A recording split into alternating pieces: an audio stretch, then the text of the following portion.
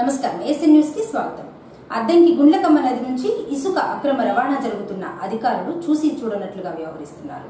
గుండ్లకమ్మ నదిలో ఇసుక తవ్వకాల వలన నది రూపురేఖలు మారాయి. ఒకప్పుడు గుండ్లకమ్మ నది అంటే ఎంతో ఆహ్లాదకరంగా ఉండేది.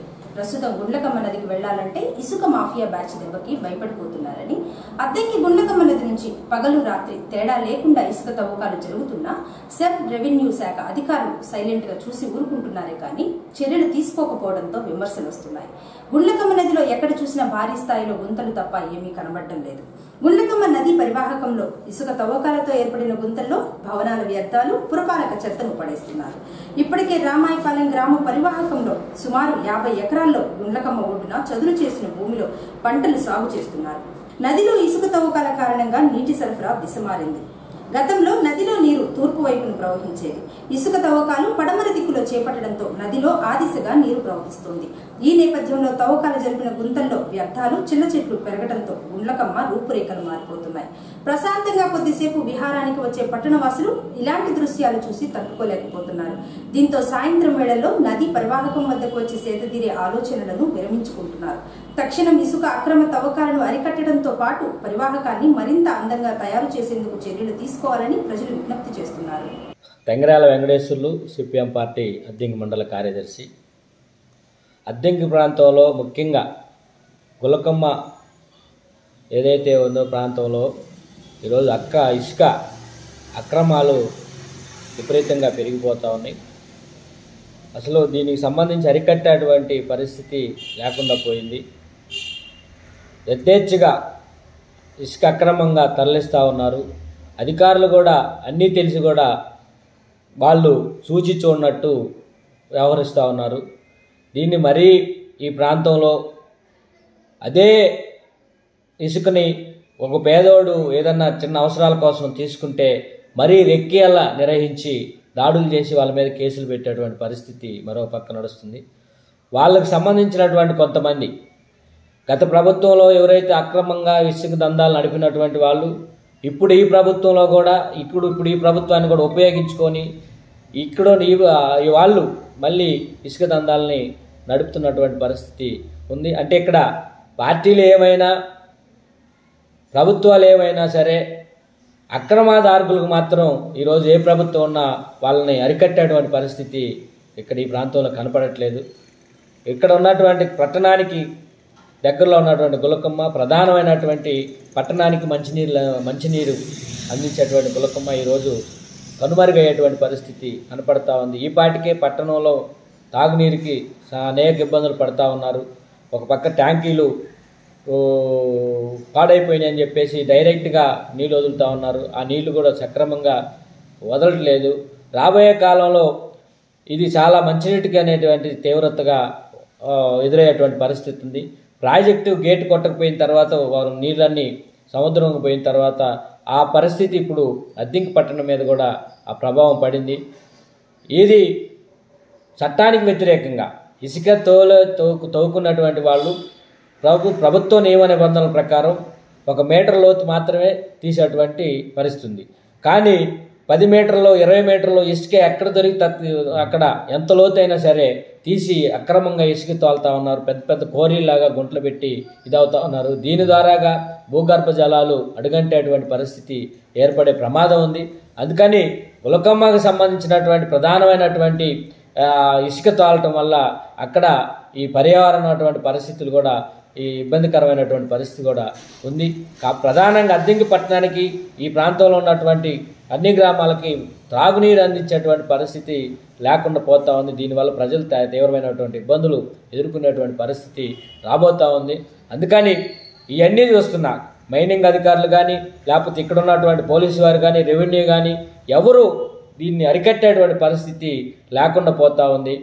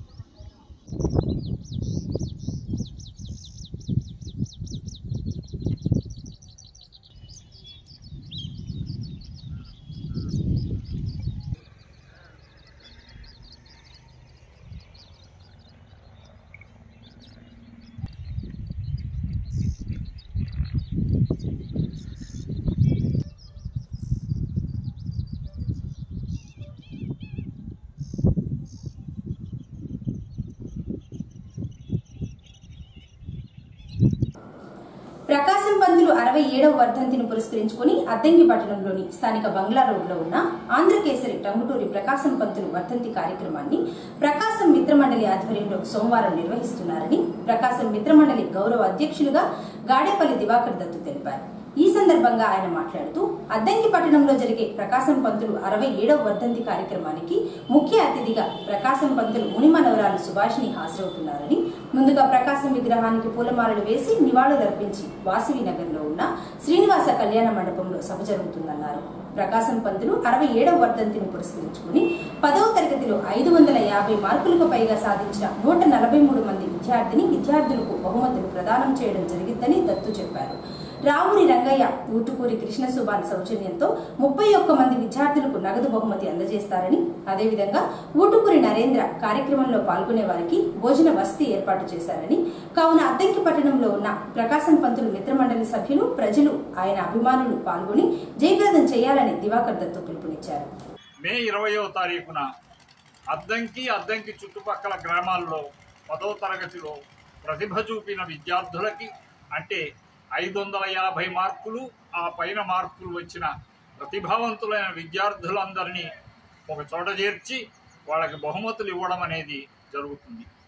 రేపు ఉదయం మన పాఠశాల విద్యార్థులు 143 మందికి 550 కానీ ఆ పైన కానీ మార్కులు వచ్చాయి. ప్రైవేట్ స్కూల్స్ విద్యార్థులు కాస్త ఎక్కువ ప్రతిభ చూపించారు. గవర్నమెంట్ విద్యార్థులు కూడా వాళ్లతో పోటీ పడ్డారు. గవర్నమెంట్ స్కూళ్లలో చదివిన పిల్లలు 15 మంది, ప్రైవేట్ స్కూల్ పాఠశాలల్లో చదివిన విద్యార్థులు 128 మంది ఈ బహుమతుల్ని రేపు అందుకుంటున్నారు. ప్రకాశం పంతులు గారి ముని మనవరాలు సుభాషిణి మేడం గారు రేపు అద్దంకి విచ్చేస్తున్నారు. వారి అమృత హస్తాల మీదుగా పిల్లలు బహుమతులను అందుకునే అదృష్టానికి నోచుకున్నారు. పిల్లల తల్లిదండ్రులు కూడా ఆ కార్యక్రమానికి విచ్చేస్తున్నారు.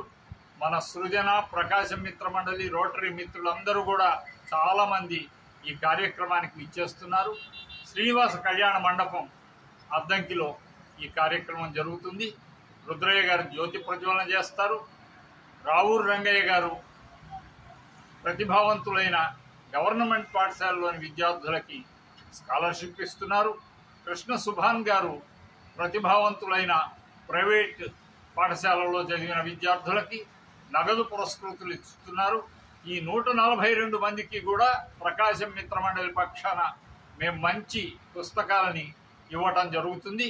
ప్రకాశం పంతులు గారి పుస్తకంతోనే అందరినీ పంపుతాం మేము. ఈ కార్యక్రమంలో రుద్రయ్య గారు జ్యోతి ప్రజ్వలన చేస్తారు. సభకి ఇలపావులూరు శేషతల్పసాయి గారు అధ్యక్షత వహిస్తారు. షేక్ మహమ్మద్ రఫీ గారు, అలాగే రామకోటేశ్వరరావు గారు గారి అబ్బాయి నరేంద్ర గారు అందరూ ఈ కార్యక్రమంలో పాల్గొంటారు. ఊటుకూరి ఉమా అన్నపూర్ణ గారు కార్యక్రమంలో ఆత్మీయ అతిథిగా పాల్గొంటారు. పిల్లలకి సుభాషిణి మేడం గారు సందేశం ఇస్తారు. అలాగే మన ఊర్లో పెద్దవాళ్ళైనటువంటి సాహితీవేత్తలైన డాక్టర్ యు దేవపాలన గారు, కుప్పంరావు శ్రీరామచంద్రమూర్తి గారు, డివిఎం సత్యనారాయణ గారు, కవిత్వంలో తనదంటూ ఒక శైలిని నిలుపుకున్న మంచి కథకుడు ఆర్వి రాఘవరెడ్డి గారు ఈ కార్యక్రమంలో పాల్గొంటారు. వాళ్ళందరూ పిల్లల్ని మోటివేట్ చేయడం జరుగుతుంది. ఈ కార్యక్రమ నిర్వహణలో నేను, నా శ్రీమతి పాలపర్తి జ్యోతిష్మతి, అలాగే మహమ్మద్ రఫీ మేమందరం చేయూతనందించి కార్యక్రమాన్ని నిర్విఘ్నంగా అద్భుతంగా జరుపుకుంటాం. జన విజ్ఞాన వేదిక అద్దంకి డివిజన్ ఆధ్వర్యంలో అద్దంకి పట్టణంలోని ఎన్టీఆర్ డిగ్రీ కళాశాలలో జిల్లా పరిషత్ హైస్కూల్ గురకాయపాలెంలో ఈ నెల 20వ తేదీ నుండి ఏకకాలంలో 6 నుంచి 10వ తరగతి విద్యార్థులకు జేవీవీ కిడ్స్ సమ్మర్ క్యాంపు నిర్వహిస్తున్నారని జేవీవీ నాయకులు తంగా శ్రీనివాసరావు తెలిపారు. ఈ సందర్భంగా ఆయన మాట్లాడుతూ ప్రతి సంవత్సరం లాగానే ఈ సంవత్సరం కూడా జేవీవీ ఆధ్వర్యంలో సమ్మర్ క్యాంపులు నిర్వహిస్తున్నారని, ఉదయం 8 గంటల నుంచి 11 గంటల వరకు డ్రాయింగ్, గణితం, సైన్స్, ఆటలు, పాటలు వంటివి నేర్పిస్తారని, సైన్స్ ప్రయోగాలపై కూడా ప్రత్యేక శిక్షణ ఉంటుందని, కిడ్స్ సమ్మర్ క్యాంపుకు వచ్చే విద్యార్థులు 50 రూపాయలు రుసుము చెల్లించాలన్నారు. అనుభవం కలిగిన ఉపాధ్యాయులచే సమ్మర్ క్యాంపులో గణితం, సైన్స్ సబ్జెక్టులు బోధిస్తారని శ్రీనివాసరావు చెప్పారు. అద్దంకి పట్టణంలో 6 నుంచి 10వ తరగతి చదివే విద్యార్థులందరూ సమ్మర్ క్యాంపును వినియోగించుకుని బంగారు భవిష్యత్తుకు పునాది వేసుకోవాలన్నారు. పూర్తి వివరాలకు 9490598587 9247176680 ఫోన్ నంబర్లకు సంప్రదించాలని శ్రీనివాసరావు తెలిపారు. జన విజ్ఞాన వేదిక అద్దంకి డివిజన్ ఆధ్వర్యంలో 25/5/2024 అనగా సోమవారం కిడ్స్ సమ్మర్ క్యాంప్ 2024 నిర్వహించబడుతుంది. ఈ కిడ్స్ సమ్మర్ క్యాంప్లో భాగంగా విద్యార్థులకి వారి యొక్క సర్వతోముఖాభివృద్ధికి అవసరమైనటువంటి అన్ని రకాల కార్యక్రమాలు, fun maths, games, origami, science experiments ఇటువంటివన్నీ కూడా నిర్వహించడం జరుగుతుంది. అనుభవజ్ఞులైనటువంటి అధ్యాపకులందరూ వాటి యొక్క పర్యవేక్షణలో దీన్ని నిర్వహించడం జరుగుతుంది. దీన్ని జన విజ్ఞాన వేదిక అద్దంకి డివిజన్ వారు నిర్వహిస్తున్నారు. దీనికి ఉదయం 8 గంటల నుండి 11 గంటల వరకు ఈ సమ్మర్ క్యాంపు నిర్వహించబడుతుంది. 20వ తేదీ మే 20వ తేదీ నుండి నెలాఖరు వరకు అనగా 31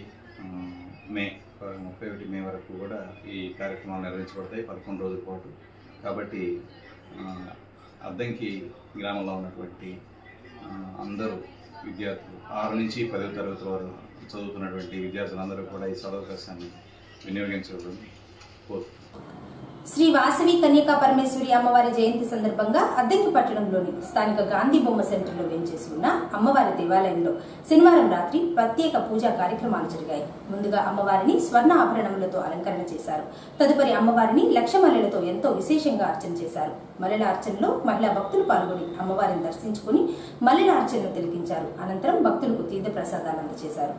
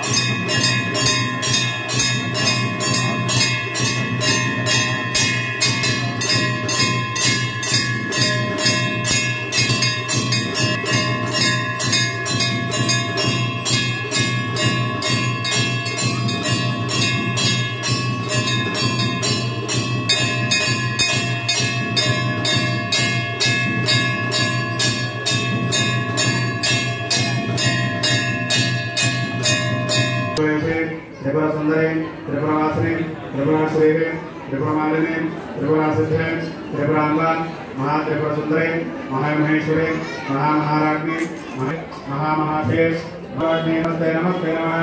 ओं श्रीवासवी कन्यकापरमेश्वरी नमः। ओं श्रीकालविजयवत्सताय नमः। ओं नमः ओं केरहाय नमः। ओं मुक्तालंकारभूषिताय नमः। ओं देवदेव्यै नमः। ओं